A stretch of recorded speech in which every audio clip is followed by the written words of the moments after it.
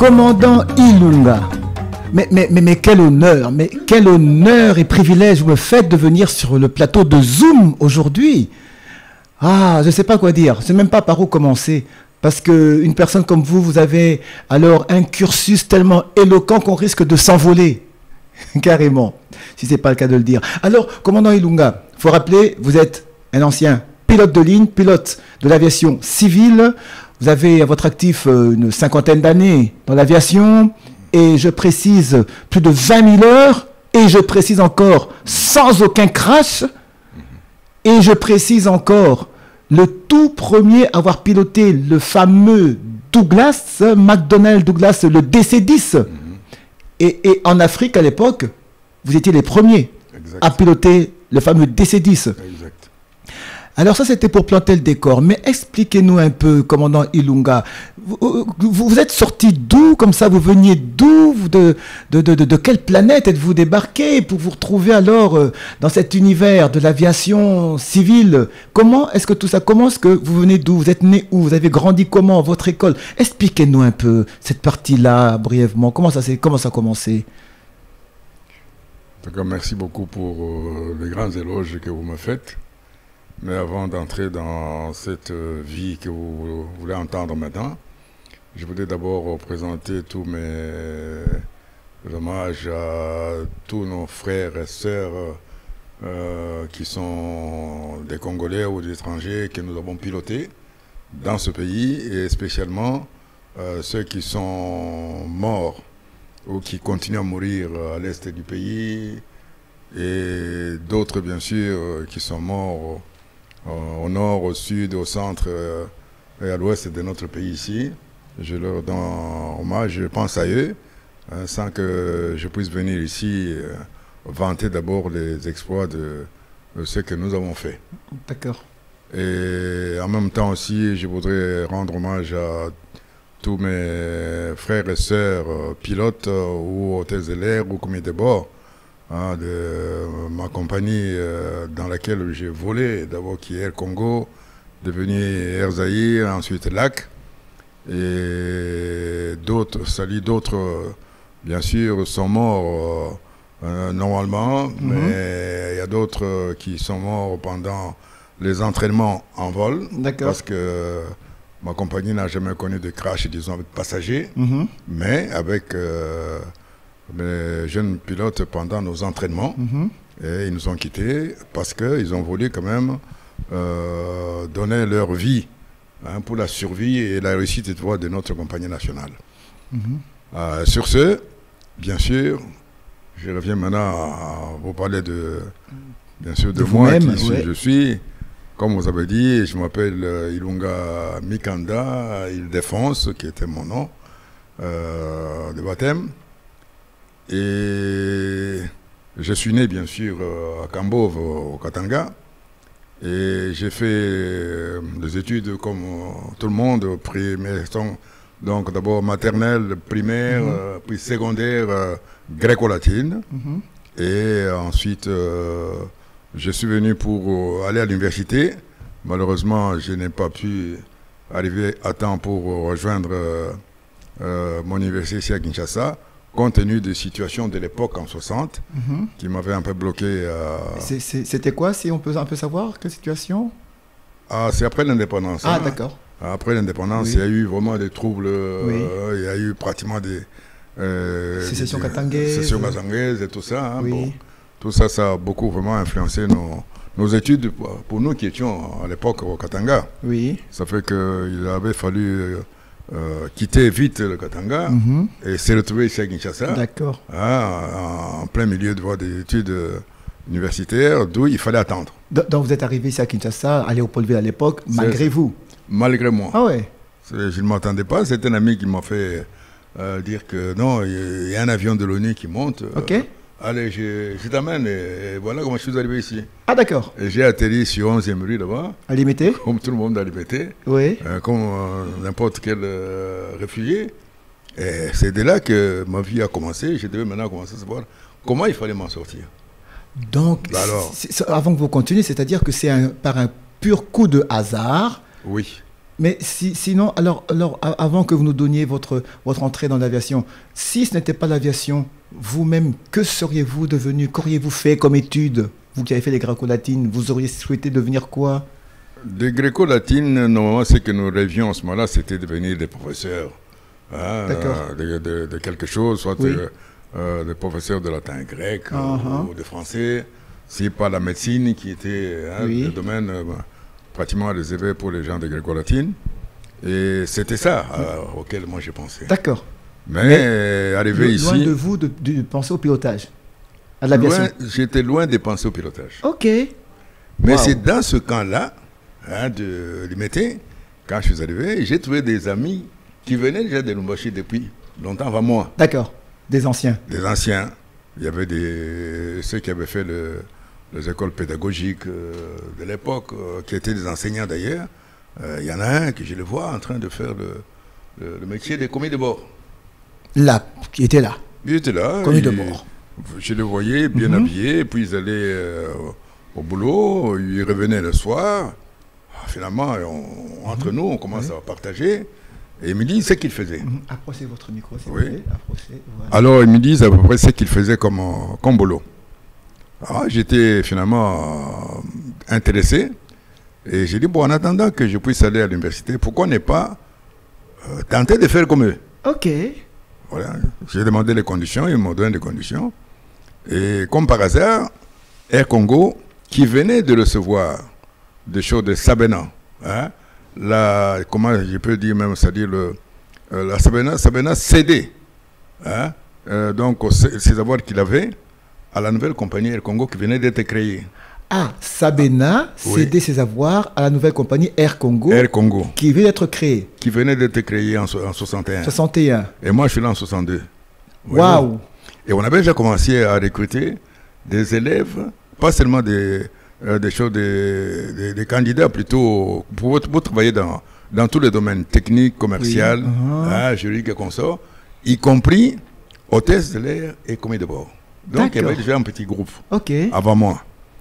Alors moi j'arrive, on me dit non, on est en train de recruter. J'ai dit ok, je vais aller aussi me présenter. Vous y allez comme ça. Alors je suis allé comme ça. Et je me présente avec tous les documents. Je trouve le monsieur qui était chargé de la sélection du recrutement, qui était un Polonais d'ailleurs. Et il me dit, oui, nous cherchons des candidats, vos conditions, vos papiers. Je présente tous mes papiers. Il dit, ah tiens, ça c'est intéressant. Ok, monsieur, vous allez passer les tests dans 2 jours. Ok. Ah, j'ai dit dans 2 jours, mais on doit se préparer. Non, c'est pas compliqué, mais vous venez. Là c'était où? Angili. Ah, carrément, Angeli. Angili. D'accord. C'est là où était la direction générale de Air Congo. Ah, la direction générale à l'époque était C'était à Air Congo. à Angeli, à l'aéroport. Angili, donc. Ok. Hein, donc c'est là qu'on faisait tous les tests et tous les recrutements comme ça. D'accord. Bon, alors j'ai pris mon courage, je suis allé jusque-là. Et j'ai fait aussi mes tests. Maintenant, le blanc était vraiment très, très surpris, enchanté. Il dit, mais vous avez un niveau que justement nous cherchons. Monsieur Lunga, vous attendez ici. Premier résultat, tout, il est allé les présenter à la direction générale. Et moi, je ne savais pas qui était le directeur général de consort. Alors, moi, je vois tout un groupe des staffs qui arrivent pour me féliciter sur les résultats que je venais d'avoir. Il dit, bon, vous êtes un élément intéressant. Ok, monsieur, bon, on va vous retenir, mais vous viendrez passer les tests psychotechniques et puis les tests médicaux. D'accord. Le lendemain. Alors, après que j'ai passé tout cela, le monsieur, là, le Polonais me dit, mais, Elunga, vous savez, vous avez postulé pour devenir commis de bord, tout ça. Mais nous vous proposons pour que vous deveniez pilote. Ah ouais? Ah oui. Ah, c'est lui qui me dira ça. Ah, ok. Non, ce n'est même pas venu de vous. Non, c'est lui qui me dit, nous vous proposons que vous deveniez pilote. J'ai dit pilote. Ah. Là, sur le coup, qu'est-ce que ça vous a fait quand on a dit pilote, quand même, pilote? Non, pour moi, pilote, vous voyez, hein, je savais ce que c'était un avion, mais l'avion se faisait quand même peur. Ah oui. Alors, voir un pilote devant, si jamais un accident qui arrive, la personne qui meurt le premier, c'est le pilote. Le pilote? Ah non, là, je préfère aller derrière. C'est ça. Et derrière, on mange bien, on est bien. Oui. Mais là, je ne me suis pas du tout préparé pour devenir pilote. Et en plus, mes parents, que j'ai laissés au Katanga, et d'autres choses à Mbujimaï, lorsqu'ils vont apprendre que j'ai choisi de devenir pilote, mais ils vont devenir fous. Mon père ne voudra jamais, en tout cas, me laisser faire. Ah ouais, d'accord. Ah oui. Alors, ils ont dit, bon, vous allez réfléchir. J'ai dit, oui, laissez-moi d'abord réfléchir. Je suis sorti. D'accord. J'ai retrouvé maintenant des amis Oui. dans le camp où j'étais. Et il y en a un qui était d'ailleurs un instructeur, hein, qui lui était déjà habitué. Alors, je lui raconte l'histoire. Il dit, voilà, mais moi, j'ai voulu devenir ménager. J'ai dit, bon, on me propose autre chose. On me dit, je dois devenir pilote. Ah, mais tu as de la chance. J'ai dit, comment j'ai de la chance? Toi aussi, tu as pris ça. Il dit, oui, tu sais, c'est bien. Hein. Tu sais, ces gens-là, ils sont bien. Ce sont nos chefs. Ça, c'est le Congolais. D'accord. Qui me dit, ça, ce sont nos chefs. Hein. Ah, j'ai dit, bon, d'accord. Oui, mais moi, ça ne m'arrange pas parce que je n'ai pas prévu ça. Moi, je dois aller à l'UNIF. J'ai des amis quand même qui sont déjà à l'UNIF. À l'Ovanium. Mais pas à l'Ovanium, oui. Mais après, quand mes parents apprendront que je suis pilote, et puis... il dit non, il ne faut pas avoir peur, tu sais, quand un avion tombe, c'est tout le monde. Je dis non, non, non, non. Le premier qui va mourir, c'est celui-là là, qui est devant là. Le pilote. Voilà, c'est les pilotes là-bas. Il dit non, non, Ilunga, tu sais, fais un effort. D'abord, c'est une chance, hein, parce que maintenant, qu'est-ce que tu vas faire en attendant? J'ai réfléchi effectivement. J'ai dit, ah. Donc, je n'ai pas le choix de choisir. Le blanc m'a dit non, vous pouvez choisir, mais vous avez dépassé le nombre d'années.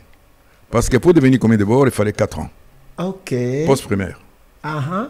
Donc 4 ans secondaire. Ok. Tandis que toi, tu as 6 ans. Hein, secondaire. Par conséquent, nous avons décidé, trop qualifié, on ne peut pas vous mettre à ce poste-là. Nous vous proposons justement ce qui est mieux, c'est des pilotes. D'ailleurs, même si tu vas à l'université, hein, ce métier-là et les gens qui sont à l'université, c'est pratiquement, vous allez avoir les mêmes grades et la même situation. Je lui dis, bon, d'accord. Puisque vous insistez, je n'ai pas de choix. Ok. D'accord, mais vous allez m'envoyer pour la formation. Il dit non, mais la formation, nous avions décidé, parce que nous sommes en train de recruter les premiers. Vous êtes parmi les premiers. Voilà, il y a déjà... Juste une question avant qu'on continue. Oui. Jusque-là, donc quand Sabine a cédé ses parts pour créer Air Congo en 1961, il n'y avait pas de pilote congolais. Aucun. Aucun. Aucun. Au moment où moi je suis arrivé, il y avait 6 candidats pilotes congolais recrutés, oui, mais envoyés en Europe parce que j'allais arriver. Ok. J'allais arriver pour mieux vous éclaircir. Alors, maintenant, quand on me propose, moi, je poserai la question pour savoir où on allait former, parce que je savais que les pilotes, en principe, étaient formés à Kamina. Hein? Donc, c'est là qu'on allait former. Il me dit, non, non, nous avions décidé de vous former en Europe, en Belgique. Ok. Ah, maintenant, ça devient compliqué. J'arrive ici à Léopoldville, mes parents ne sont pas au courant. Et maintenant, vous me parlez de... Vous êtes arrivé, vos parents n'étaient pas au courant que vous étiez à Léopoldville. Mes parents n'ont jamais su que j'étais à Léopoldville. Parce qu'il n'y avait pas de communication comme aujourd'hui avec des, des téléphones portables. Les téléphones aussi, c'était compliqué. Il fallait écrire ou envoyer l'enveloppe. Oui. Ça prenait 1 mois, si pas 2 mois, avant que les parents ne soient informés. Oh, d'accord. Alors, j'ai dit, bon, d'accord, c'est un peu compliqué. C'est un peu compliqué d'accepter et puis d'aller si loin. Et puis, j'ai dit combien de temps? Non, tout au plus, comme tu as fait les gréco-latines, toi, tu ne vas pas directement entrer à l'école d'aviation civile. Hein, et puis, ça a déjà commencé. Il faut plutôt que tu fasses 1 an de mathématiques complémentaires, parce que tu es un littéraire, pour avoir les niveaux scientifiques. Et puis, on a vu que d'après les tests que tu as fait, hein, tu n'es pas loin, en tout cas, d'être un bon scientifique. Et ensuite, 3 ans après, vous devenez donc... vous entrez à l'école d'aviation civile pour les 3 ans. Donc, ça faisait 4 ans au total. Donc, je m'en vais pour 4 ans. Non, mais de temps en temps, vous pouvez venir en vacances. Hein. Ah, j'ai dit, ah bon, d'accord, si c'est pour revenir en vacances, ça va.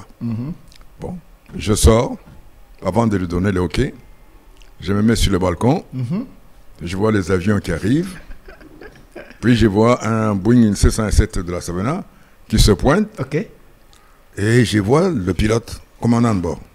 J'ai dit, donc ce monsieur veut que je sois comme ce monsieur-là. Ah, c'est normal, s'il tombe, c'est lui le premier. Hein. D'ailleurs, écrasé, on ne le verra plus jamais. Donc, moi qui dois partir, je reviens pour voler. Donc, mes parents ne sauront jamais que c'est moi qui étais mort, parce que qui pourra parler de moi? Bon, ça m'a tellement perturbé qu'à la fin, c'est comme un coup magique comme ça. Je ressens en moi-même que je n'ai pas de choix. Ok. Le temps, c'est le temps. Bon. J'avais étudié au collège, hein, tu vois, et à l'Athénée où j'étais également, la notion de Moïra, hein, donc le destin, quoi. Le destin? J'ai dit, c'est peut-être mon destin. Bon, je suis retourné, j'ai dit, Polonais là, qui attendait, mais alors, impatiemment, ma réponse. Puis j'ai dit, bon, j'accepte. Oh, il était aux anges. Ah, ok. Il est allé raconter à tout le staff. Ah ouais, donc il était sûr de vous. Oh oui, il était aux anges de voir que... Parce qu'il venait d'écouter un pilote, c'est-à-dire un candidat à un niveau très avancé. Ah d'accord. Ceux qui étaient partis avant étaient partis plutôt aux humanités scientifiques. D'accord. Et ils devaient aller terminer le 6e scientifique. Ok. Avant d'aller à l'école d'aviation civile. D'accord. Et moi, comme j'avais déjà terminé, bien sûr, j'allais seulement compléter avec une année de maths. Et ensuite, on allait être ensemble avec ceux qui étaient là, ou si jamais ils ne me rejoignaient pas, mais moi je continuais tout seul. D'accord. Ah là, il a appelé tout le monde, la direction générale, tout le monde est venu là-bas, et les Polonais avaient déjà remarqué que j'avais un peu d'humour, moi. Hein? Alors, il leur a raconté, non, il est bien ce garçon, il parle bien, et puis un peu d'humour. Effectivement, les autres sont venus pour me voir. Mais comment ça fait ce Polonais est en train d'inventer quelqu'un qui ne connaît pas? Alors ils sont venus, ils ont commencé à me taquiner pour me parler, tout ça. Et je répondais. Effectivement, moi, j'avais étudié, j'avais terminé à l'Athénée, le show d'Elisabethville, habitué avec des shows des enfants blancs. Oui.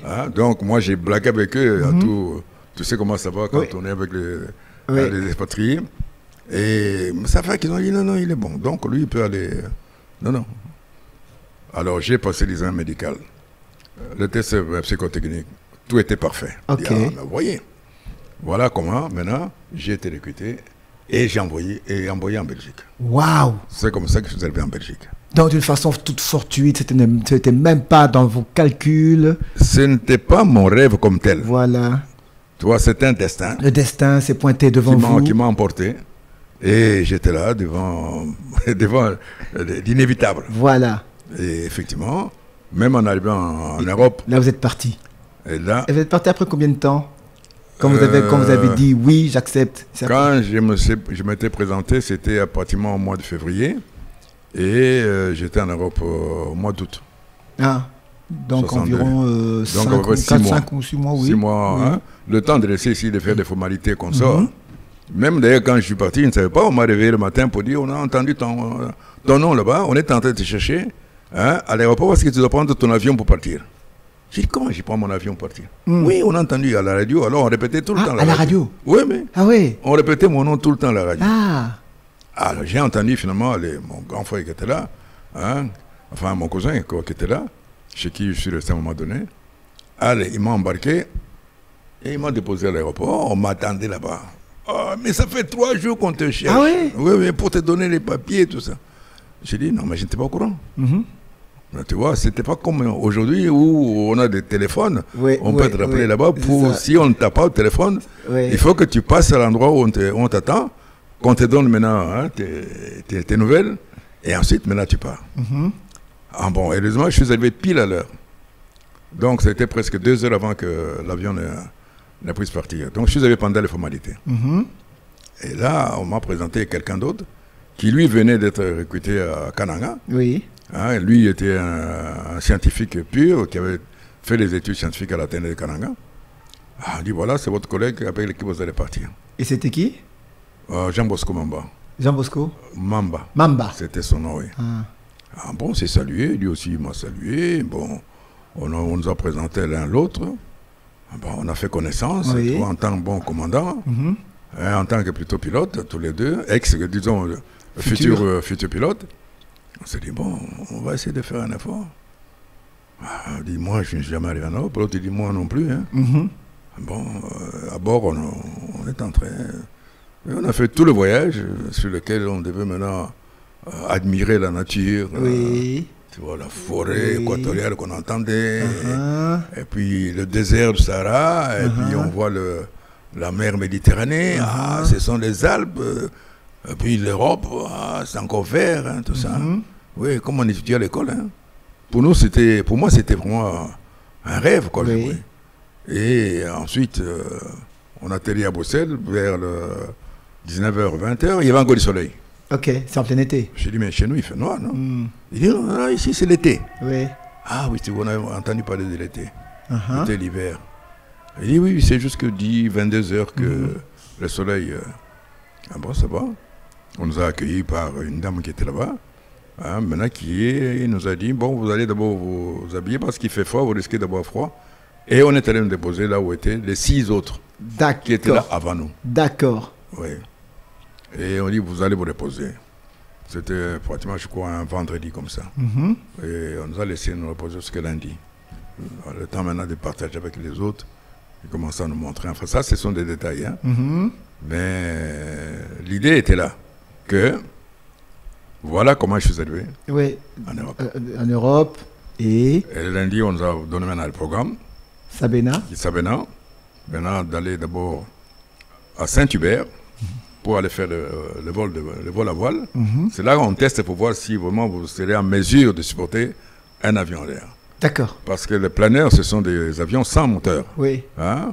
On vous remorque, puis on vous lâche, et puis vous commencez à faire toutes les manœuvres. Pas vous-même, avec un instructeur d'abord. Oui. Enfin, l'instructeur va vous lâcher tout seul.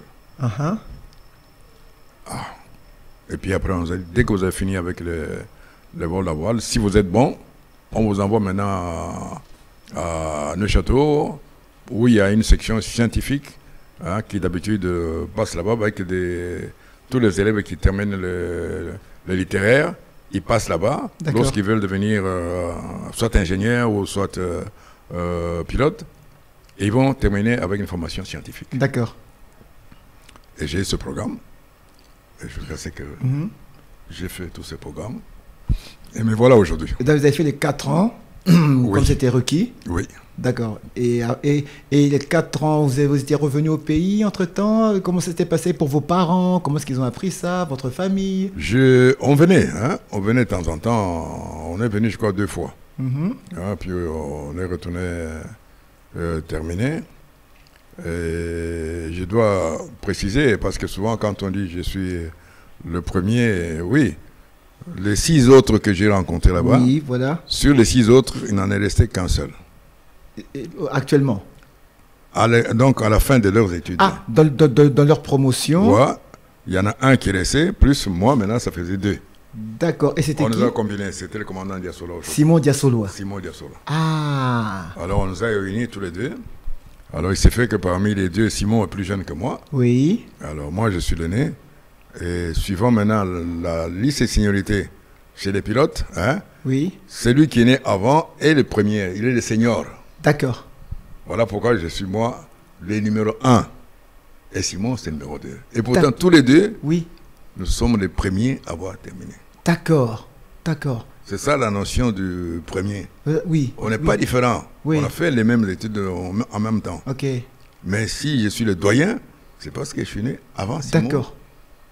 Une différence de 2 ans seulement. D'accord. Mais directement, vous êtes sortis en même temps? On est sortis en même temps. D'accord. Depuis ce jour-là, quand on avait terminé, on est venu ici. Voilà. Maintenant, qu'est-ce qui s'est passé? C'est terminé. Et qu'est-ce qui se passe après? Bon. Et vous précisez, là, vous êtes formé par Sabena. Par la Sabena. Vous, c'est l'aviation civile, 100% civile. 100% civile. Et ce n'était pas aussi simple que ça. Je dois préciser un peu parce que, qu'est-ce qu'on a rencontré? On avait rencontré une certaine, bien sûr, méfiance au début, mais les Blancs de l'Europe surtout de Bruxelles, étaient différents des blancs que nous connaissions ici. Mhm. Mais devant ce métier de pilote, ils ne croyaient pas que nous, on pouvait arriver jusqu'à la fin. Voilà. Tout simplement parce que nous étions de noirs. Donc, il y avait, oui, c'est ça qu'on voit, c'était un négro, comme on dit là-bas. Donc, Il y avait ces préjugés-là qui oui, étaient là sur nous. Oui. Mais heureusement que les instructeurs que nous rencontrions, que ce soit en maths spéciales où j'étudiais, que ce soit en vol, hein, à la Sabena, nous avions quand même des instructeurs qui étaient vraiment très, très, très compréhensifs. D'accord. Et ils nous voyaient qu'une seule chose, l'esprit. Mhm. La tête, si vous êtes compétent, C'est bon. c'est bon. Ils ne regardaient pas après que vous êtes noir ou pas. jaune, Non. vert. Et puis pour eux, c'était une première fois Oui. de juger des noirs. Ah, pour eux, c'était une première fois que j'étais noir et c'était vous. Ah oui. D'accord. Mais ils ont dit non. Mais quand même, vous Non, avez, ils sont oui. compétents. Mais vous avez quand même senti. Alors, il n'y avait aucune différence dans tout ce que nous faisons avec les blancs. D'accord. Donc, il n'y avait pas question de dire parce que vous êtes noir, on va vous privilégier. Non. Si c'est dur, un morceau à faire, eh bien, je devais aussi le passer comme les blancs le faisaient. Mhm. Et c'est ce qui a fait que ces préjugés-là, nous l'avions cassé. D'accord. D'accord. Nous sommes venus maintenant au pays. Oui. Au pays, on a rencontré, comme par hasard, lorsqu'on avons atterri, parce qu'on nous avait envoyé à Lubumbashi. On vous a envoyé à Lubumbashi, vous deux. Oui. Nous, on ne pouvait pas commencer déjà les vols sur des gros porteurs. Mhm. Là, Mais à Lubumbashi, il y avait des petits porteurs. oui. Vous avez Donc, volé sur qui quoi étaient à notre niveau. Uh-huh. Nous sommes allés maintenant. À Lubumbashi, on nous a affectés. Entre autres, c'était quoi comme petit porteur? C'était le Baron B55. Le B55. Oh, ça Et n'existe les plus. Beechcraft B18. Ah oui, de Hein, vieux qui, lui, coucou était qui n'existent plus. Un peu plus gros. Et il y avait des pilotes là-bas, hein, qui pilotaient, qui étaient des pilotes petits porteurs, des expatriés, pas des noirs. D'accord. Mais parmi les pilotes expatriés, il y avait un Belge, Gauthier, commandant Gauthier, qui lui s'était beaucoup intéressé à nous. Mhm. Il a parlé avec nous quand nous étions ici à Kinshasa, il a partagé, puis il nous a vraiment appréciés. Il dit non, quand vous allez arriver là-bas, nous avons un chef pilote là-bas qui n'est pas du tout bon. Même nous. Ah. Ah, il est raciste et tout. Ah. C'est un Belge. Ok. J'ai dit ok, d'accord. On était déjà prévenus. Oui. On arrive, et voilà que celui-là nous reçoit la première fois. Il nous dit bonjour, oui. On devait faire un vol ce jour-là. Il dit, vous êtes pilote? On dit oui. Ah bon? Oui. Ça fait que tout le monde à Lubumbashi ne pouvait pas s'imaginer que nous étions des pilotes. Voilà. On croyait qu'on blaguait. Oui. Bon. Premier vol, on le fait. D'abord, il nous regarde. Et il regarde Simon comme il était dit. Mais avec des gens qui sont habillés comme ça, ceinture un peu en désordre. Pas Simon, lui, toi, c'est un jeune homme des choses de bon marché ici. Hein. Oui. Ah, ici à Bon Marché. Oui, oui. D'accord. Alors lui était un peu yéyé comme ça. Voilà. Alors il commence à commenter sur lui, voilà, la ceinture, les chaussures. Ah. Nous on dit, mais c'est l'uniforme qu'on nous a donné. Comment il peut maintenant, au lieu de nous montrer ce que nous devons faire, lui commence à analyser nos habits et tout ça. Bon, on dit on laisse tomber, on avait déjà connu ce genre de préjugés en Europe. Ok, on fait des vols. Ah non. Il nous laisse d'abord piloter. Mhm. Il n'y avait même pas de commentaires à faire. Ok. Lubumbashi, Kamipini. Kamipini, c'est tout près de Bonneville, de Moba. Moba. C'est un bled vraiment abandonné. Moi, c'est la première fois aussi que j'apprenais qu'il y avait un Kamipini au Katanga. D'accord. C'était un fermier qui était là, qui avait fait faire donc un aéroport à sa lui. ferme. Alors, il pouvait facilement donc faire atterrir un avion D'accord. et amener tout ce qu'il avait envie d'amener. Mhm. Bon, on se pose, on va chez le fermier. Alors, le commandant Laurent, il s'appelait Laurent, commence à nous dire, mais vous voyez ces gens, comment est-ce qu'on peut envoyer des gens comme ça, soi-disant pour piloter? Non, non, ils ne peuvent pas piloter, c'est impossible. Là, il vous dénigre.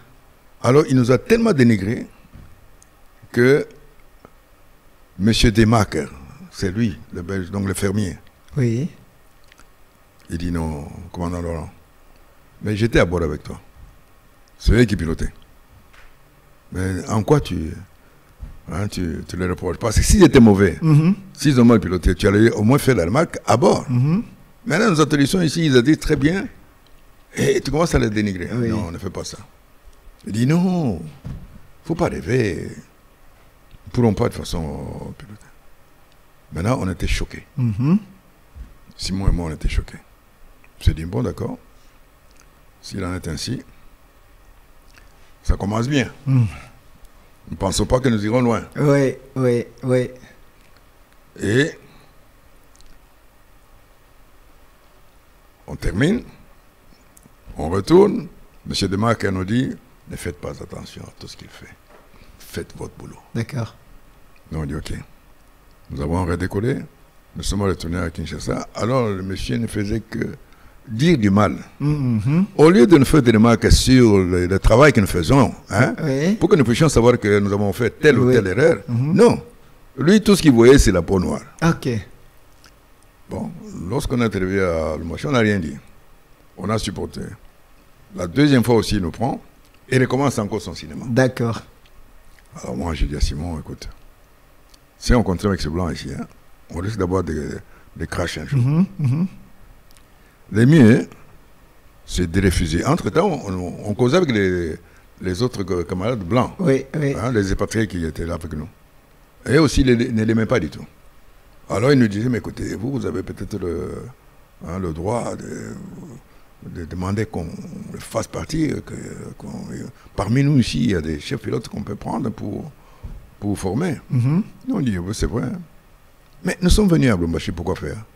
C'est pour voler, montrer de quoi nous sommes capables. Nous sommes venus de l'Europe. Si nous n'étions pas capables, on n'allait pas nous donner des licences en Europe. Tout à fait. Alors, mais pourquoi lui doit... Là, on dit non. On ne peut pas continuer comme ça. Allez, on a... démissionné. On m'a dépêché à Lubumbashi, à Kinshasa. Je suis arrivé, j'en ai parlé au directeur général. Voilà ce qui se passe à Lubumbashi. Il dit, ah bon? Écoutez, nous ne voulons plus, en tout cas, de ce commandant de bord. Cherchez-nous quelqu'un d'autre. Mais comme il n'y a personne, c'est mieux d'appeler notre instructeur qui nous avait lâchés en Europe, hein, qu'il vienne ici, parce que les avions qui sont à Lubumbashi, avec ceux que sur lesquels nous volions à Bruxelles, c'est de la même capacité. D'accord. Donc nous ne voyons pas de différence. Il peut venir, je crois qu'en moins de 2 jours, on aura terminé. Ah, il dit, voilà, je vais poser la question à Sabena. Alors il en parle à Sabena, Sabena dit, ok, je vous dépêche, monsieur Pirotte. Monsieur Pirotte est arrivé. Jusqu'à Lubumbashi. Ok. Le commandant Laurent a aussi commencé à dénigrer les choses monsieur Pirotte. En disant que ouais, bah, toi tu es un agrophile, ça n'allait plus. L'autre qui dit, je ne suis pas venu ici pour toi. Moi, on m'a demandé pour venir confirmer si ou non ils sont pilotes. Parce que moi, je les connais depuis Bruxelles. Il nous a pris sur les barons. Au bout de 45 minutes, et Simon et moi, nous étions lâchés sur les barons vers 55. Ah, d'accord. Oui, parce que nous volions. Oui, oui, oui. Donc, on avait monté de grade, là, de niveau, pardon. Non, là, ça dit, il a confirmé que nous étions des pilotes. Et on pouvait voler les barons en question. Alors, quand il a fini, il a fait son rapport à Kinshasa. Alors, on a compris que, effectivement, le commandant Laurent, non seulement n'était pas apprécié par les expatriés, et en plus, nous qui arrivons, et il prend le racisme et met dedans, il dit, monsieur, vous êtes congédié. La Sabena l'a rappelé en Europe. Ah, ok. Ah, oui. Quand même. Oui, oui. Nous sommes restés, et puis on a nommé un autre chef pilote. D'accord. Parmi nos collègues là-bas. Oui. Et on a continué le boulot. Et de là, maintenant, vous étiez maintenant à Kinshasa? Non, bien sûr, on avait volé à Lubumbashi. Oui. Pourquoi Lubumbashi? Parce que nous ne pouvons pas venir à Kinshasa sur les gros porteurs. D'accord. Il fallait d'abord, parce que sur les gros porteurs, il fallait avoir la licence pilote de ligne. Tandis que nous, on avait la licence pilote professionnel et avec qualification IFR. Donc, pour voler aux instruments. Pour voler aux instruments seulement. D'accord. IFR, c'est Instrument, Flight Rules. Oui. Voilà. Donc, le vol aux instruments, aux règles aux instruments. Oui, oui. Et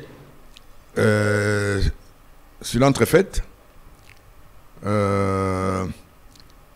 on était obligé, avant de passer sur la licence pilote de ligne, nous devions absolument accomplir 1500 heures de vol.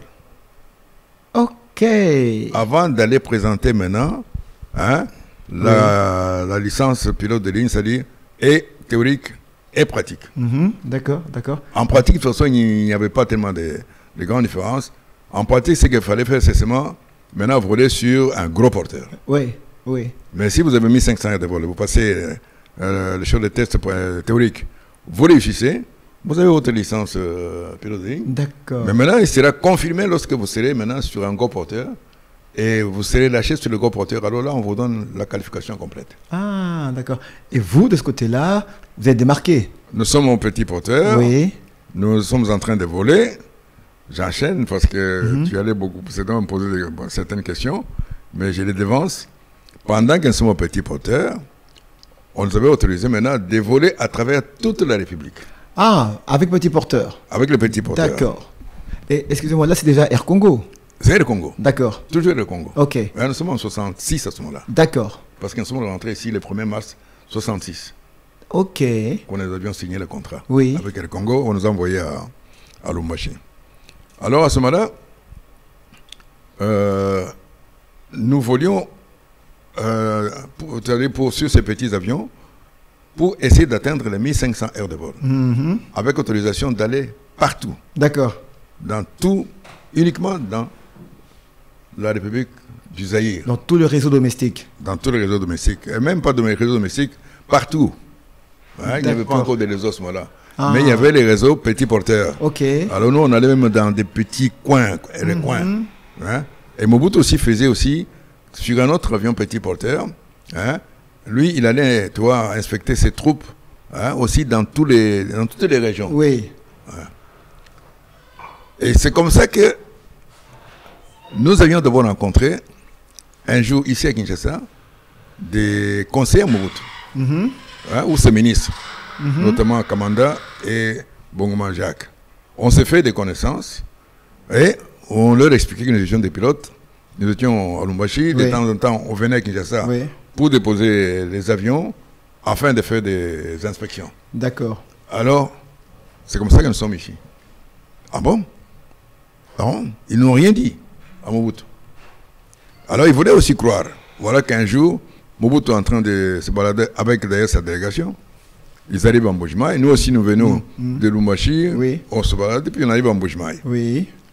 Et au moment où maintenant on voulait retourner à Lubumbashi, nous rencontrons, tu vois, on nous dit que le président Mobutu est ici. Donc on n'allait pas partir avant son avion. Il faudra bien attendre. Ok. Nous on dit, ah bon, d'accord. Maintenant, pendant que nous étions à côté de notre avion, nous voyons nos amis, donc Kamanda et Bongoma Jacques. Oui. Parce que Kamanda jouait le rôle de Premier ministre à l'époque. Alors, il nous voit à côté de notre avion. Qu'est-ce qui se passe? Il nous fait quoi? Ah. Non, mais nous sommes, comme on vous a dit, nous allons partout. Et nous sommes venus ici. Dès que nous avons fini, on retourne à Lubumbashi. Et là, c'est vous deux, c'est vous et Diasoloa? Nous deux. D'accord. Parce qu'on volait toujours à deux. D'accord. De temps en temps, bon, chacun prenait l'avion, partait, mais souvent, on le faisait à deux. Oui. Et sans passagers, Ah ouais? Sans passagers, il fallait partir. Parfois, on aidait certains commerçants ou certains fermiers à leur apporter des enveloppes, ou bien on reprenait la marchandise. Dans les cargos. On reprenait, on mettait, mais sans passagers, oui. D'accord. Alors là, eux, ils disent, mais c'est vrai, mais c'est ça notre avion. Ah bon? Eux ne croyaient pas. C'est maintenant qu'ils ont cru en voyant que nous sommes à côté d'un avion. Maintenant, Mobutu, entre-temps, était arrivé. Nous, on était vraiment plongés dans nos conversations. Mobutu commence à chercher après Kamanda et Gérard. Là, c'est à Lubumbashi. À Mbujimai. À Mbujimai. Alors Mobutu dit, mais où est Kamanda ici? On lui dit, non, ils sont là-bas à côté de l'avion. Ils font quoi là-bas? Appelez-les. Il a vu. Après, ils sont arrivés. Il dit, mais vous faites quoi là-bas? Là, c'est vous deux. Nous sommes deux. Nous sommes à côté de notre avion. Voilà. Kamanda est allé rejoindre Mobutu qui le cherchait. D'accord. Il lui pose la question, mais vous faites quoi là-bas? Non, nous sommes avec les fameux pilotes qu'on a voulu vous en parler, mais on n'a pas eu le temps. Il dit, ah bon? Tu dis quoi? Des pilotes? Des pilotes? Mhm. Il y a des pilotes dans ce pays. Mhm. Ah ouais? Il dit oui, nous, ce sont des pilotes. Non, écoutez, vous me racontez. Appelez-les ici. On nous a appelés. Nous sommes arrivés à côté. Mobutu nous salue. Très imposant, tu vois. Première fois que nous, on était en face de Mobutu. Il nous dit, mais vous êtes qui? Toi, comment t'appelles? Je donne mon nom. Simon donne son nom. Vous êtes qui? Non, nous sommes des pilotes d'Air Congo. Des pilotes d'Air Congo? Vous êtes militaire? Non, nous sommes des pilotes civils. Pilotes civils? Mhm. Vous blaguez? Non, non, nous sommes réellement des pilotes. Donc, il n'en c'est revenait notre pas. avion. Non, il ne faut pas. Parce qu'on ne lui avait jamais dit ça. Ok. Et puis, il n'y a personne qui croyait dans ce pays ici qu'il y avait dans ce pays des pilotes civils qui volaient. D'accord.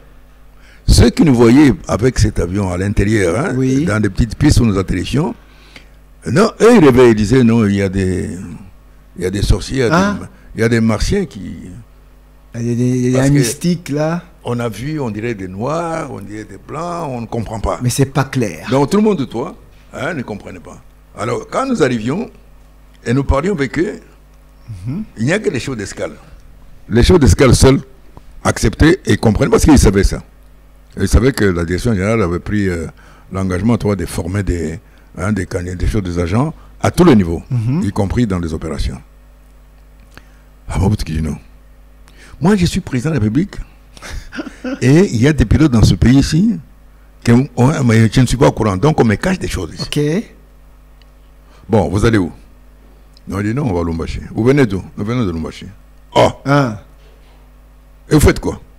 Non, non, non, on nous a donné l'autorisation de nous Oui. aller n'importe où parce qu'on n'a pas encore atteint le minimum garanti pour aller chercher la dernière licence qui nous reste encore.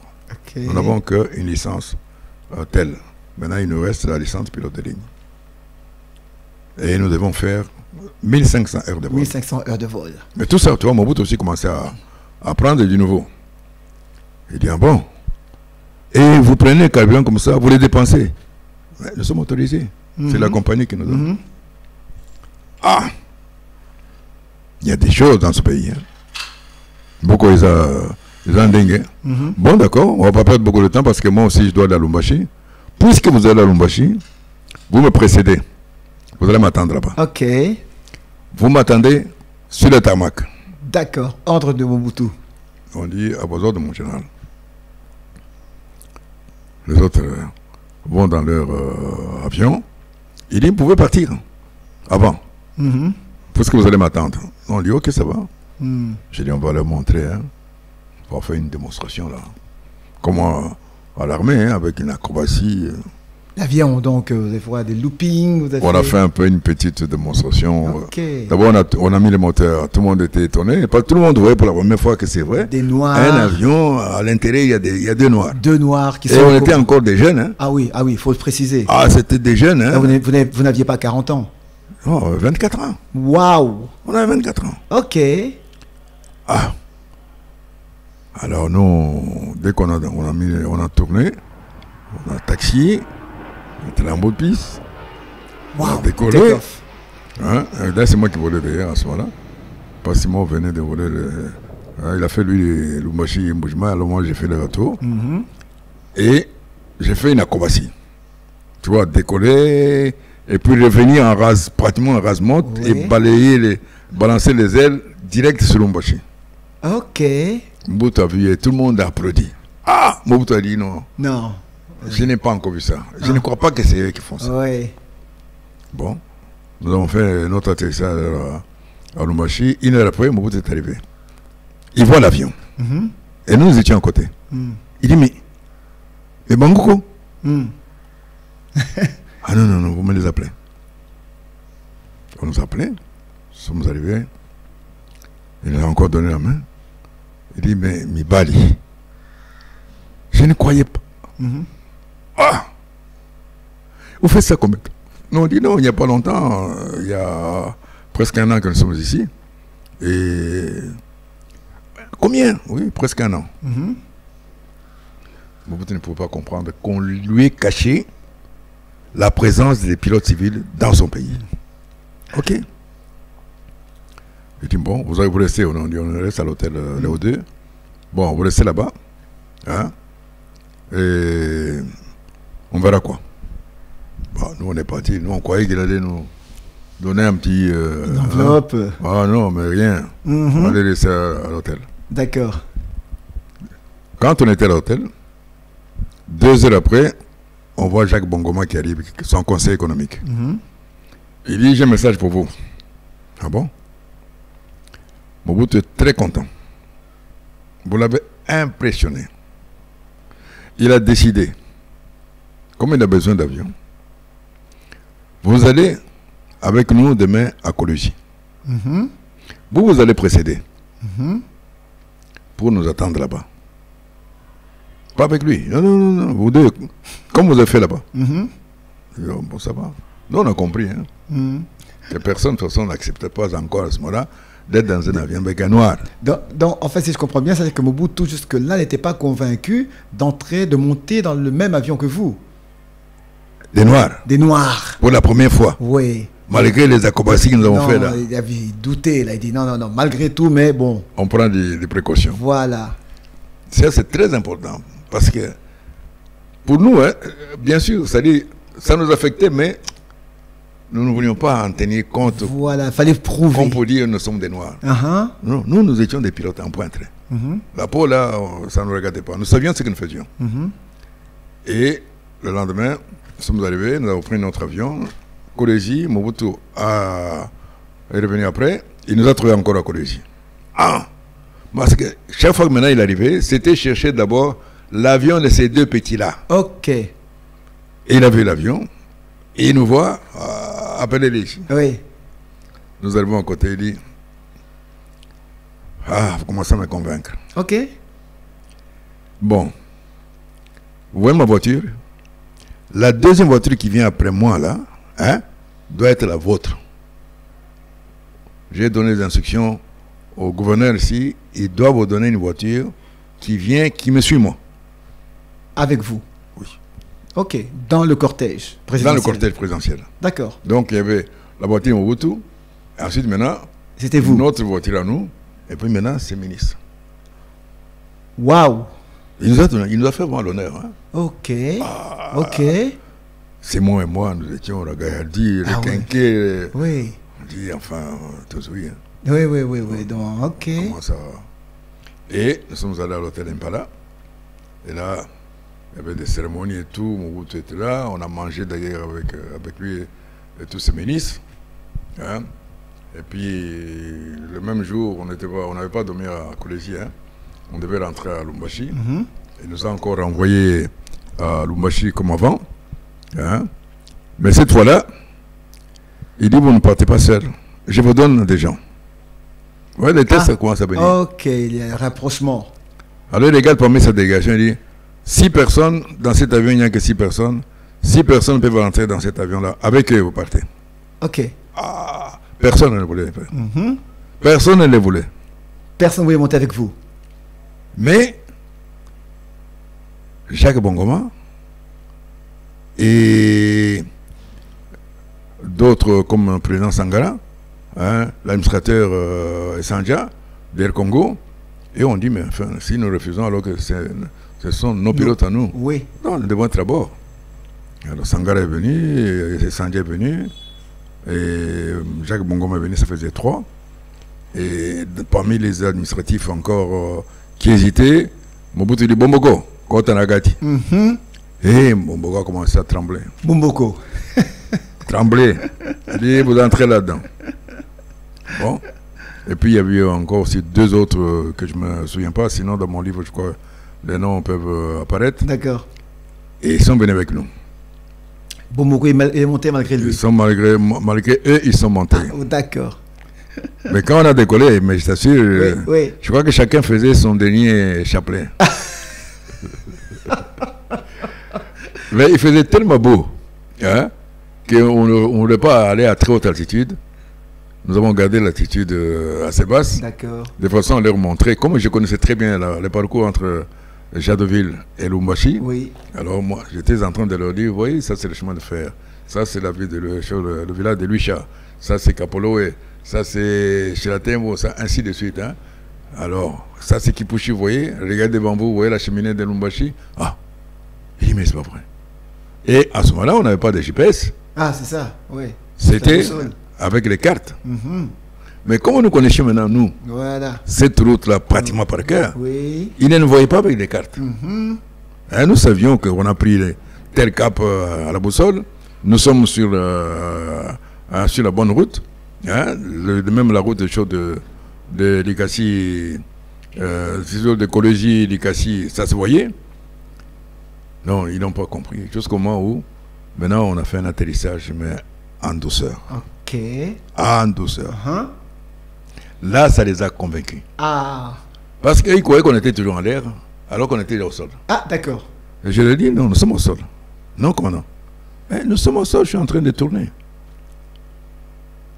Ils ont applaudi. Ah oui? Tous, ils ont applaudi. Maintenant, ils arrivent, Mobutu vient avec son avion. Il nous voit. Il veut avoir maintenant les commentaires maintenant de nos passagers. Oui. Cela lui dit, mais mon général, Bisso, hein? Bisso est ici. Ouais, avion de Bino. Il y a Bino. Bisso, ça n'a avion à Bisso. Ah, ok. Bisso, vous m'attendez un avion. Oh, Moussouté. Mobutu dit, comment? Vous m'abandonnez? Il dit, non, mais ces petits volent très bien. Ah, ils connaissent le métier. Et par cœur en plus. Ok. Oh. Mobutu dit, oh. C'est vrai? Il dit, non, ce que nous venons de vivre, ça, c'est un rêve. Bon, nous, on rigole. Alors, bon, Mobutu dit, bon, ça va, ok. Rentrez à votre hôtel. Allez vous reposer. Hein, ils nous encouragent, mais nous, on attendait toujours ça. Ça ne venait toujours pas. Alors, juste une parenthèse, mais qui pilotait Mobutu à cette époque-là? C'était un avion de choses... ça m'échappe. Hein. C'est un petit porteur. Mais les pilotes, c'était qui? Ils étaient d'où? Un expatrié. Ah, le pilote... C'était un expatrié, oui, un Belge. Hein. D'accord. Son nom m'échappe ici, mais sinon, c'est dans mon livre. Pas d'Africain. Non, c'était un Belge qui le pilotait. D'accord. Mais cette fois-ci, ça dit c'est un avion piloté par des Noirs. Comme par hasard, nous sommes deux. Maintenant, Mobutu, voyant qu'on appréciait votre travail, nos qualités, Mobutu a dit non. Peut-être est-ce que je prends... C'était difficile pour lui d'abandonner son petit porteur, un Aztèque, et venir dans notre avion. D'accord. Ce serait un affront. Ok. Vraiment, c'était un affront. Alors là, il dit non. Dans ce cas-là, il ne dit rien. On le laisse à l'hôtel, mais il accepte que nous soyons maintenant officiellement de la délégation. Ok. Parce qu'il devait continuer sur Kalemi, Albertville à l'époque, aller sur Kamembe, et ensuite Goma. Il devait faire sa tournée qu'il faisait. D'accord. Et il trouve maintenant un avion qui peut faire son affaire en imitant un peu sa délégation pour qu'ils aient un peu de la place dans l'avion qu'ils avaient. Bon. Il nous envoie un ami Jacques Bongoma pour nous dire demain, Mobutu a accepté maintenant que vous allez faire officiellement partie de voyage présidentiel pendant tout le voyage jusqu'à ce qu'il rentre à Kinshasa. D'accord. Ah. Il dit, mais nous, on n'est pas encore lâchés. Il dit, tu sais comment Mobutu parle, hein? Oui, oui. Ah, il faut obéir. Hein? Oui, il faut l'exécuter. Bon. On s'adresse à la direction des opérations qui était sur place, qui dit, mais nous avons été lâchés par l'instructeur. Ben, qu'est-ce qu'il faut faire? Ça dit, mais puisqu'ils ont transporté les passagers, on n'a pas hésité, hein? Confirmé. On a confirmé notre lâchage. D'accord. Vous êtes lâchés sur... Nous acceptons. Non, cette fois maintenant avec des passagers. D'accord. Tu vois, donc c'est la première fois qu'on devait maintenant commencer à voler avec des passagers. Ah, donc filer le cargo, maintenant c'est passé au PAX. Grâce à Mobutu, quand on a transporté son équipe, parce que nous avons dit, non, nous sommes les pilotes de cet avion-ci, nous le connaissons à fond. C'est l'autre qui veut montrer que, parce que nous sommes des Noirs. Alors quand M. Pilote est arrivé et qu'il a confirmé, ben, automatiquement, tu vois, on devait avoir la qualification de l'avion pour voler avec passagers. Ça a été confirmé. Et c'est comme ça maintenant qu'on a accepté de prendre les passagers de moto. Mais avant ça, il n'y avait personne, aucun blanc ni un noir. On était prêt à monter dans notre avion. Hein. C'était au début, hein, les gens se méfiaient. Même des amis à moi. Hein. Ouais. D'abord, ils nous voyaient, nous étions tout petits, 24 ans. Jeune, là, Tu sais comment ça va. Hein, les jeunes, ils aiment faire. Mais moi, j'étais un peu assez réservé dans des blagues. Bon. Le lendemain, on a pris sa délégation et on a fait toute la tournée. Ah, c'était que des éloges sur éloges. Ok. Éloge sur éloge. Jusqu'à ce qu'on est arrivé à Kisangani. Au bout, tu as vu que même nous étions en opération. Il nous a quand même retiré de cette opération. On devait continuer notre boulot. Et lui, il continuait donc ses affaires. À partir de Kisangani, maintenant, il nous a demandé de retourner à Lumbashi, continuer notre boulot. Ah, là, on était heureux. Oui, oui. Là, on était heureux parce qu'on a vu l'enveloppe. Ah, d'accord. Ah, l'enveloppe a suivi. L'enveloppe est arrivée. Oh là là. Pour la première fois. Ok. Je n'ose pas dire quoi. Oui. Ni combien. Mais c'était beau. Mais c'est sur le retour. Hein? Oui. Sur place, à Kisangani, on n'osait pas ouvrir l'enveloppe. Mais quand on était avec Simon dans l'avion maintenant. Oui, oui. Hein? Oui. Moi, j'ai piloté. Oui. On était sur le fleuve Congo. Simon ouvrait lui l'enveloppe. Alors quand il a ouvert l'enveloppe, c'était divisé en deux d'ailleurs. Il dit, Pacha, est-ce que tu as déjà vu autant d'argent? C'était la première fois que nous on voyait autant d'argent. À l'époque, c'était presque 1 million. Ah. J'ai dit, mais c'est combien? Maintenant, il prend l'enveloppe, il jette comme ça les billets. Oui, oui, comme dans les films. Dans l'avion, tu vois, nous étions émergés des billets de banque. Waouh! Entre-temps, on était en train de voler. Oui. On ne pensait même pas à la mort, si jamais on doit tomber. Non, tout heureux. Et nous maîtrisions vraiment l'avion. Oh non, Dieu était avec nous en plus. Et jusqu'à ce qu'on est arrivé à Lumbashi. On a atterri, on n'a rien dit. Ah oui. Ah non, on n'a rien dit. Ah, silence. Chacun maison, a son paquet. Ok. On est sortis. Ces jours-là, nous étions des grands messieurs. Venez ici, hein, un bon verre avec tout le monde. Oui. Les gens croyaient qu'on avait quand même une bonne situation.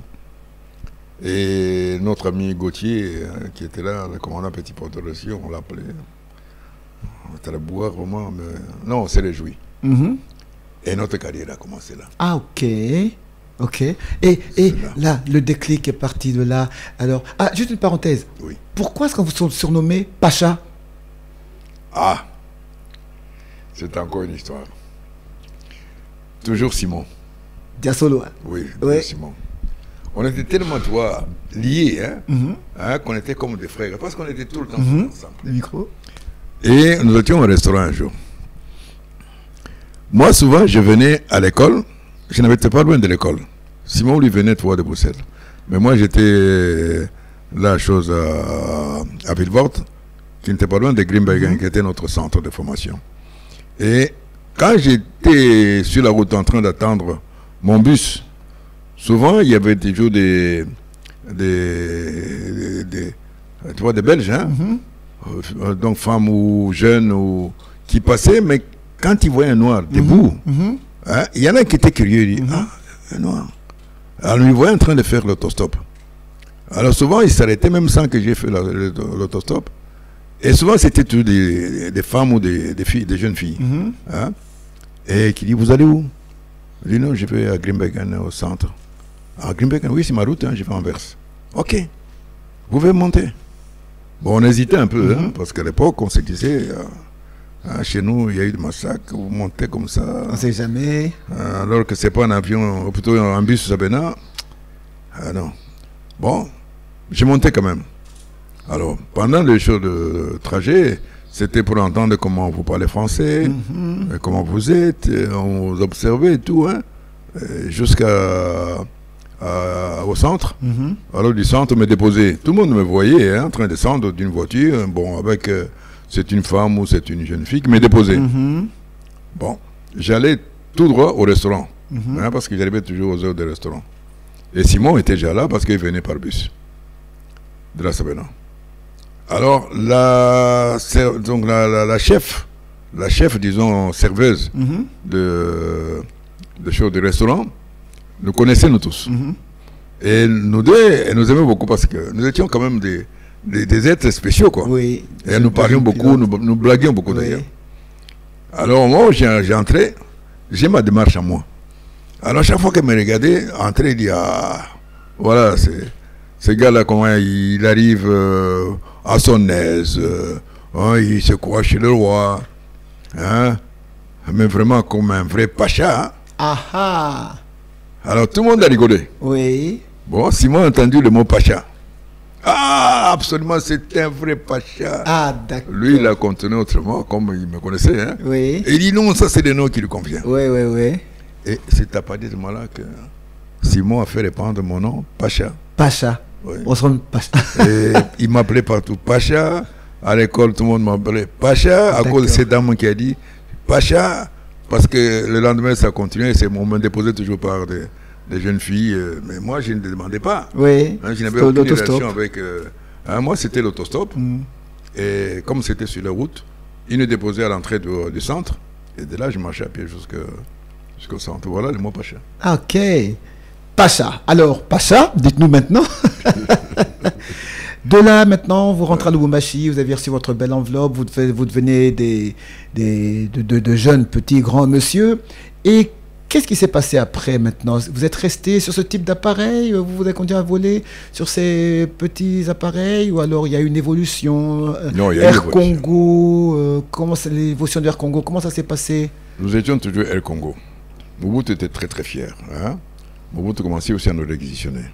Ah, un petit porteur. Ok. Parce que lui aussi commençait à croire. Donc lui aussi commençait à demander. Lorsque les 1500 heures ont été atteintes, nous étions obligés de retourner en Belgique. C'était le programme d'Air Congo, tel que c'était tracé. Aller faire notre qualification pilote de ligne, théorique d'abord. Hein? Nous l'avons fait, nous l'avons réussi. Maintenant, on devait faire le stage sur un avion gros porteur, soit DC-3 ou DC-4. À la semaine, ça coûte cher. D'accord. Hein? Air Congo n'avait pas assez d'argent à ce moment-là pour supporter le coût, tu vois, de la formation sur DC-3. D'accord. Ou DC-4. Alors c'est comme ça qu'Air Congo a dit, moi j'ai des DC-3 au Congo et DC-4, hein, qu'ils viennent terminer cette qualification sur nos avions. Ah, Air Congo avait déjà DC-3 et DC-4. On avait DC-3 et DC-4. Mais qui pilotait ces avions? Les expatriés. Ah, ok. Voilà. Même au petit porteur, hein, oui. C'était tous des expatriés. D'accord. Sauf nous deux, avec Simon, nous étions le seul pilote. Ok. Maintenant, nous rentrons au gros porteur pour faire pour compléter notre qualification pilote de ligne. Parce que toujours, pour avoir une qualification, il faut les deux, théorique et pratique. D'accord. Bon. Alors, nous sommes arrivés, nous avons prouvé qu'effectivement, nous étions des pilotes, parce qu'on a volé des C3, on a volé des C4. C'était des Sudaf qui étaient d'ailleurs en ce moment-là responsables des opérations. D'accord. Qui étaient encore beaucoup plus racistes. Ah, mais comme toujours, c'est moi contesté le premier. Chaque fois, c'est moi. Parce que on me prenait pour peut-être un gars un peu têtu. Hein. Ah, d'accord. Mais alors, il fallait absolument mettre le dos au mur. Si on arrivait à le maîtriser, lui, oui. Hein, si admettons, les décourager, ou s'il arrivait à mal travailler, nous pouvons dire pas facilement. Non, ils parlent beaucoup, mais... Il n'y a rien. Il n'y a rien, ils sont des noirs. Hein? Oui. Mais ils me prenaient, ils s'étonnaient, parce que moi aussi je me préparais. Alors, et quand j'ai passé le test était fini, même les Sudaf étaient étonnés. Ah non, non, non. Le Sudaf a dit non, ce sont des vrais pilotes. Ils ont répondu à tout. Moi, je ne regarde plus après la peau. C'est un collègue comme nous. D'ailleurs, nous, au Sudaf, un jour, nous allons partir. Il faut qu'eux continuent avec la société. Et c'est comme ça qu'on nous a qualifiés avec la licence pilote de ligne. DC-3.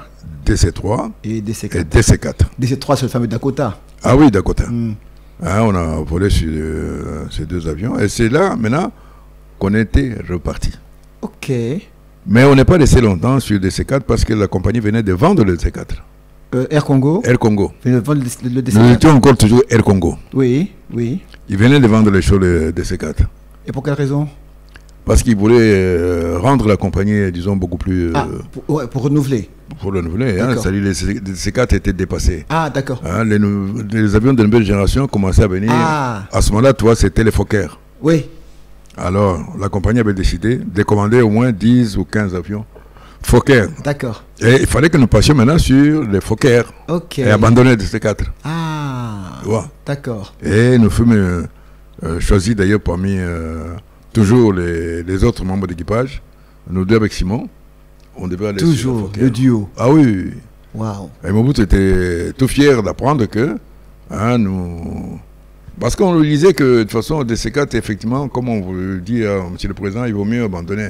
On va bientôt oublier ces avions. En Europe, tu vois, ils ont des avions comme les Fokker, ce sont des avions performants.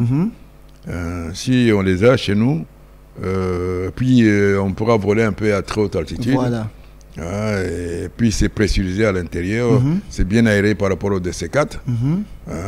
Mobutu avait écouté, parce qu'il écoutait beaucoup. D'accord. Dès qu'il nous avait connus, oui. Eh bien, nous étions devenus comme ces conseillers occultes. Ces conseillers occultes qui ne pouvaient pas manquer dans son entourage. D'accord. Tu vois, il cherchait toujours par tous les moyens. Et c'est comme ça que Simon, nous sommes passés maintenant sur Fokker. Alors là, il a entendu quand nous avons réussi le Fokker, des retours. Il nous a laissé voler jusqu'au moment où nous avons été lâchés Fokker. On a volé encore une fois à l'intérieur du pays. Et là, il a pris non. Je prends d'abord moi-même. Il a essayé maintenant sur Fokker. Oui. Alors là, on a commencé à lui montrer comment on était performant sur Fokker. Avec lui. Avec lui maintenant. À bord. À bord. Ah, là, c'est sur Fokker qu'il a il est venu, il est venu. D'accord. Et lui, quand il vient à bord, tu vois, oui. C'est derrière. Toujours. Sur le siège de derrière là-bas. Oui. Et c'est en Fokker cette fois-là. Ah. Et il est monté, c'était encore avec moi, il me retrouve, il dit Mibali, bon, comme ici qu'on avion, on n'a pas de problème. Comment vous les trouvez? Non, ils sont formidables. D'ailleurs, ici, on peut aller un peu plus haut. On va éviter tous ces orages là-bas, qui effrayent tout le monde. Même nous, d'ailleurs, ça nous effrayait. Parce qu'en DC4, tu sais, gros orages ou pas, on n'avait pas des radars assez performants. On était obligé de passer dedans et être secoué dans tous les sens. Ok. Mobutu aussi, tandis qu'avec maintenant les Fokker, un bon radar, on visualisait l'orage, on savait l'éviter. D'accord. Tu vois, alors là, on lui a montré aussi qu'il y a moyen d'éviter ça. Il était content. Ok. C'est comme ça qu'il a dit, bon, maintenant, je vais commencer à prendre les avions avec vous. Et là, il était avec vous dans le cockpit. Dans le cockpit tout le temps. Et c'est là que Mobutu a commencé maintenant à intéresser les autres chefs d'État. Parce qu'il était tellement content. Oui. Il prêchait à ce moment-là la révolution en comparaison dans notre pays. Avant, il y avait des Noirs. Et peut-être il y avait des Blancs. Qui faisaient tout. Et il disait que nous, les Noirs, nous étions des macaques. Mais aujourd'hui, chez moi, je vais les remplacer. Maintenant, ce sont Bana Mboka. Tu vois, il ne disait pas que je les remplace, mais il disait Siko et Bana Mboka. Il avait un langage un peu... il pour ne pas froisser les Blancs, tu vois. Oui. Mais au fond de lui-même, il était d'accord que nous, non, les Blancs... Il ne voulait pas montrer un peu ce petit côté-là méfiant, c'est-à-dire même embarrassé de répondre aux Blancs par les mêmes attitudes, quoi. Voilà, donc il était diplomate. Mais il nous laissait, nous, nous fâcher contre le Blanc. Voilà, pas lui. Vous, vous fâchez, mais moi, je suis avec vous. Lui, diplomate, c'est le chef. Je suis avec vous. Et c'est comme ça que on a commencé. Le premier que nous avions transporté, d'ailleurs, c'était d'abord le président Kadhafi. Muammar Kadhafi de Libye. Oui. Vous êtes piloté, vous êtes entré avec Muammar Kadhafi. Il était intéressé à aller acheter le barrage d'Inga, ou le financer, et on l'a conduit jusqu'à Inga. Il était venu à Kinshasa? Il était venu à Kinshasa. D'accord. Et on l'a pris ici jusqu'à Inga. Jusqu'à Inga. Aller-retour. Ok, Kadhafi. Mobutu a dit non, mais ça c'est fini ça. Alors il m'a repris encore dans un vol. On est allé du côté de Bangui. Et là, il a invité son frère Bokassa. Et tu sais, Mobutu maintenant commence à faire des vols. Pas pour aller inspecter, je ne sais pas quoi que ce soit. Non, c'était juste pour partir. Et appeler un chef d'État et lui dire, mais j'ai des pilotes. Ok. Je viens d'acheter des avions. Ok. Et de nouveau, des beaux avions. Et ceux qui pilotent ces avions-là, ce sont mes pilotes. J'en ai beaucoup. Ok. Alors qu'on n'était que deux. Ah ouais, ouais. Ils disaient, mais nous avons beaucoup Bébo. Oh, vous n'étiez que deux, Diasolois et vous-même. Alors, maintenant, on commençait à voir aussi des jeunes pilotes que nous avions aussi recrutés. On a formé. Et ils commençaient à devenir comme des copilotes. Ah, ok. D'où, maintenant, les problèmes de voler, Diasolo et moi, nous commencions à nous détacher, de façon à ce que chacun puisse voler dans son avion avec un copilote. Oui, ok. D'accord, ok. Il y avait assez bien d'avions. Oui. On était programmés. Tantôt c'est moi avec mon avion. Tantôt c'est moi avec mon avion. Tantôt c'est moi avec son avion. Un copilote congolais. D'accord. On n'avait pas beaucoup de copilotes congolais, mais nous les prenions au fur et à mesure qu'on les trouvait libres. Quoi. Oui. Et on a eu Bokassa. Ah, Bokassa était... Ils ne voyaient pas encore que devant il y avait des pilotes congolais. Ah, ils ne savaient pas. Non, pour eux c'était des blancs. Ok. Alors dès qu'on a fait la tournée de Chaud Bangui. Non. Oui, c'était Bangui. Bangui maintenant. On est retourné à Bangui. Oui. Et Bokassa était fort, vraiment impressionné. Que Mobutu a de nouveaux avions. Mobutu a des pilotes congolais. Bokassa s'est dit, bon, moi je ne vais pas rester comme ça en liesse. Je vais aussi amener mon frère ici, à Bobangi. Ok. C'est une autre ville de Centrafrique. Bon. Alors Mobutu a accepté l'invitation. Bon.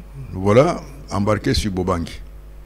Et on m'a donné, j'ai juste demandé la carte, j'ai tracé la route, et puis on est arrivé à Bobangi, sans problème. J'ai atterri, et Bokassa était très impressionné parce que lui aussi n'avait pas... Parce que moi, quand j'atterrissais, les gens me disaient ça, mais moi-même, tu sais, je trouvais ça normal. Oui. On me disait que vraiment j'atterrissais en douceur, c'était pas possible. On n'entendait pas les booms. Voilà. Oui. Ça, chez moi, ça n'était pas ça. Oui, oui. Effectivement, même Mobutu disait, non, au pilote on m'a appris comme ça. Oui, c'est ça. J'ai appris à voler comme ça. Oui. Parce que mon pilote, mon moniteur à moi, était l'homme qui ne supportait pas des atterrissages en choc. En choc, voilà. Non, c'est en douceur. Oui. Si tu ne fais pas ça en douceur, il ne te lâche pas. Ok. Il ne te lâche pas. Alors c'est ça qui est resté en moi comme exemple.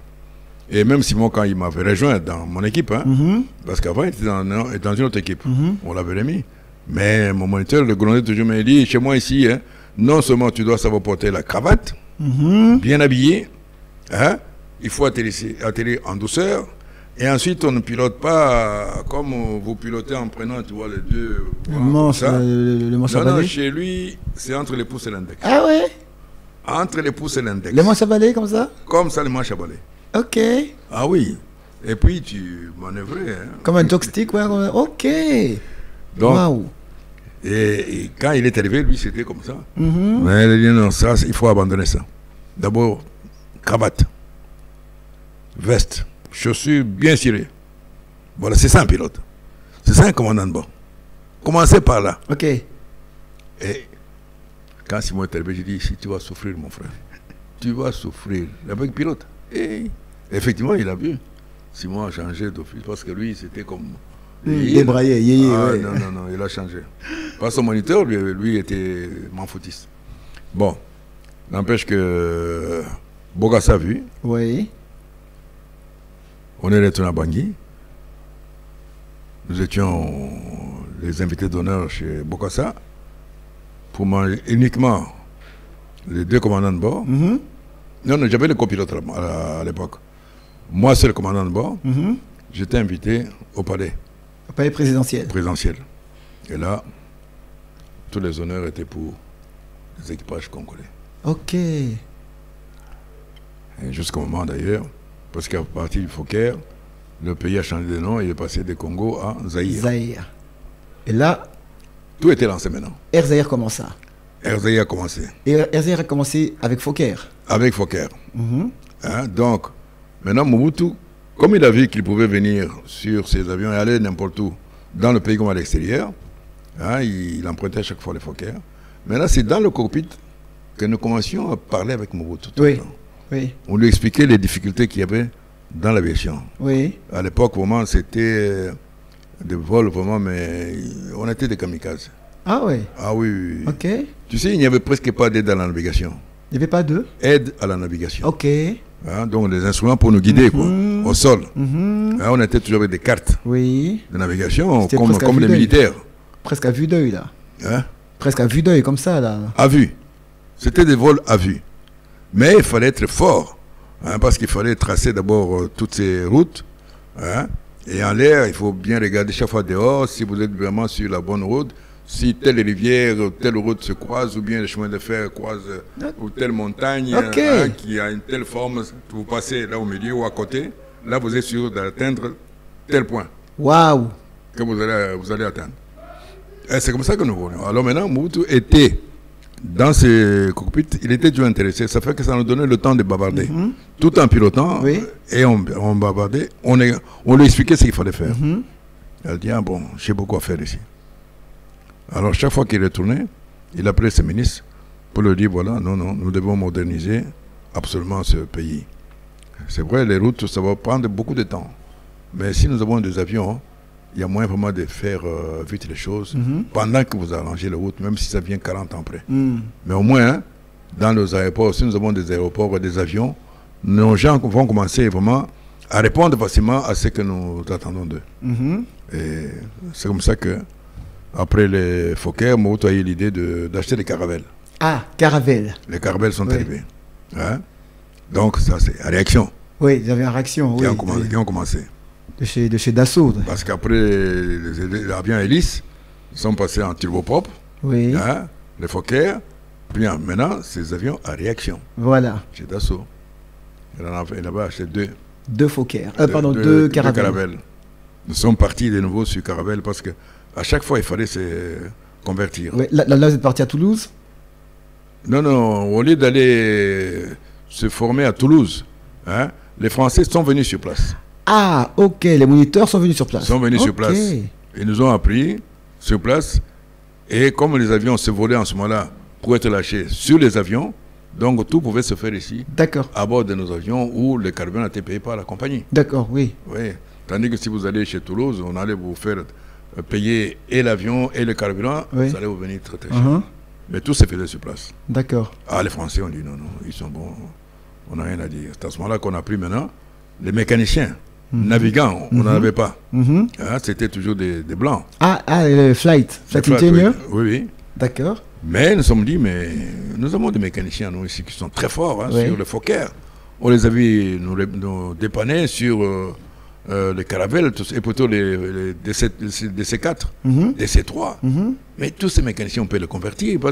C'est une question, une fois que vous avez les connaissances en matière base. théorique. Oui. Hein, mais le reste, tu vois, en l'air, c'est quoi? C'est le médical. Hein, c'est la même chose que vous allez faire, sauf qu'il fallait être apte médicalement. D'accord. Bon. Donc, on a décidé à ce que les mécaniciens qui étaient là-bas hein, au hangar puissent passer les tests médicaux. Les plus forts, on va les convertir en caravelle. Caravelle. Et c'est comme ça que Photo arriva. et certains, comme un grand-père, Bongo, sont arrivés. Ok. Et puis les Maïfil et les autres qui Oui. étaient après commencent maintenant à venir. D'accord. On a ouvert la voie maintenant aux mécaniciens navigants. Et ça, c'est sous votre impulsion. C'est sous mon impulsion. Waouh. Parce que j'étais devenu à un moment donné, disons, le chef du syndicat des pilotes. Oui. Donc les Blancs avaient comme Interface. interface hein, Oui. un Ilunga. D'accord. Et quand tu es membre du syndicat, tu comprends, tu Oui. n'as pas de cadeau. Hein. Ah oui, Hein? c'est ça. Tu as un langage clair. Tranchant, oui, clair. Mais oui. moi, je n'avais pas ce langage raciste. Au contraire, je disais non. Je ne vous pousse pas à partir, vous les Blancs. Vous restez au fait de votre carrière. Mais ce que nous n'aimons pas, hein, c'est vous voir, vous nous freiner, parce que soi-disant, nous sommes des Noirs. Ah oui. Sachez qu'un jour, vous allez partir. Mais si vous partez, que nous n'avons pas de remplaçant, qu'est-ce qu'on aura créé? Un vide. Donc, il nous faut absolument... Oui, oui, remplacer, oui, continuer. Parce que nous allons continuer, Oui. nous allons à un moment donné partir, hein, Oui, mais il nous faut des jeunes derrière. oui, oui. Voilà ce que moi je défends. Alors, chacun défend sa chapelle. Je suis pas ici pour chasser ou insulter les Blancs, non. Moi, je suis là pour défendre ma chapelle. Tout à fait. Je dis, il nous faut des mécaniciens congolais. Il nous faut des pilotes congolais. Nous devons les avoir parce que c'est notre pays. Oui. Et Mobutu était d'accord avec ça. Ah oui. Ah, c'est là où il m'apprécie beaucoup. Ah oui, là il a validé. Là, il m'apprécie. Il dit, Lunga, tu vas. D'accord. Alors, c'est comme ça que finalement, Photo arriva. les photos arrivent. Il entra dans votre Grand-père, équipe. avec mon équipe. Oui. Oui. Et on commence à voler avec lui en caravelle. D'accord. Puis Bongo est arrivé aussi.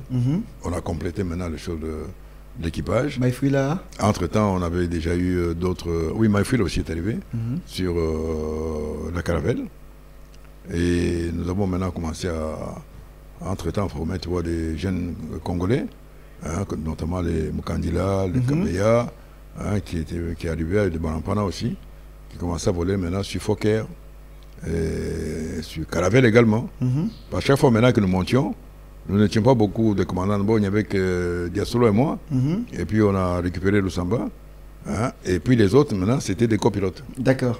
Et on avait comme système, tu es copilote jusqu'à ce que tu vas arriver en top sur les plus gros avions. Ah oui. Oui, oui. Et une fois que tu as fini les gros avions, tu les descends. Maintenant, sur la plus petite machine pour maintenant passer commandant de bord. Ok. Et quand tu as fini de passer commandant de bord sur cette machine-là, maintenant tu vas remonter tout le temps commandant de bord. D'accord. Jusque même sur le Sputnik. Ok. Alors maintenant, vos commandants, tout ça, c'est waouh, c'est vraiment tellement impressionnant. Et de là, Mobutu dans toute sa fierté, tout ça, RZA arriva. Juste une petite parenthèse, mais déjà à cette époque-là, l'immatriculation 9 Québec Charlie existait déjà. Oui. Oui. Non. 9 Québec Charlie. Oui, 9 Québec Charlie. Oui. Sur tous les avions. Sur tous les avions nationaux. Que ce soit petit porteur, Fokker, DC3. Hein? Là, c'était l'immatriculation de la compagnie nationale. Voilà. 9 Québec Charlie. D'accord. Et c'est resté jusqu'à ce que Air Zahir disparaisse. Jusqu'à ce que quelqu'un a déclaré en faillite la compagnie nationale. On va revenir sur cet aspect-là un peu plus tard. Oui. Mais alors maintenant, la compagnie évolue. Là, vous êtes passé maintenant sur Caravelle et la fameuse épopée du fameux DC-10, c'est arrivé comment?